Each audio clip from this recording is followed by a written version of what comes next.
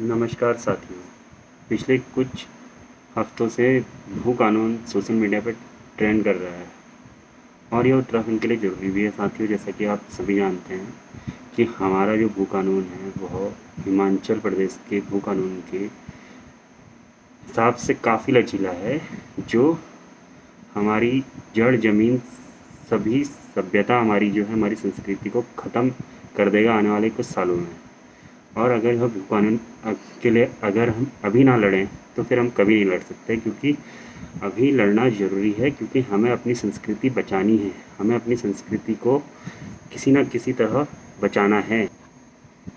हम पिछले भू कानून में सुधार लाकर ही अब इस आंदोलन को चाहे किसी भी माध्यम से, सोशल मीडिया के माध्यम से भी जारी रखेंगे।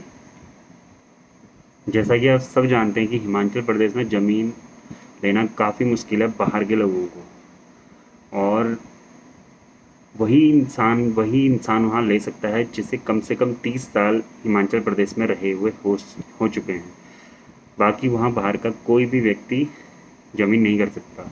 लेकिन हमारे उत्तराखंड में ऐसा नहीं है। हमारे उत्तराखंड में कोई भी बाहर का व्यक्ति कितनी भी ज़मीन खरीद सकता है, जिससे कुछ सालों में हमारी संस्कृति, हमारी परंपरा पर भी इनका कब्जा हो जाएगा।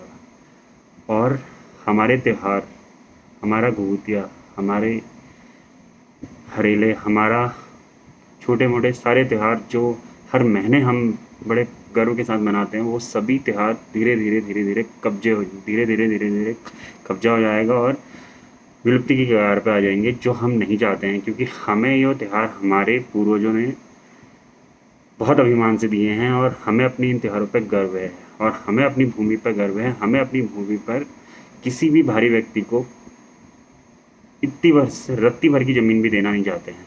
इसलिए प्लीज़ सोशल मीडिया के माध्यम से या किसी भी माध्यम से आवाज़ उठाइए और भू कानून के समर्थन में अपनी आवाज़ को रखिए।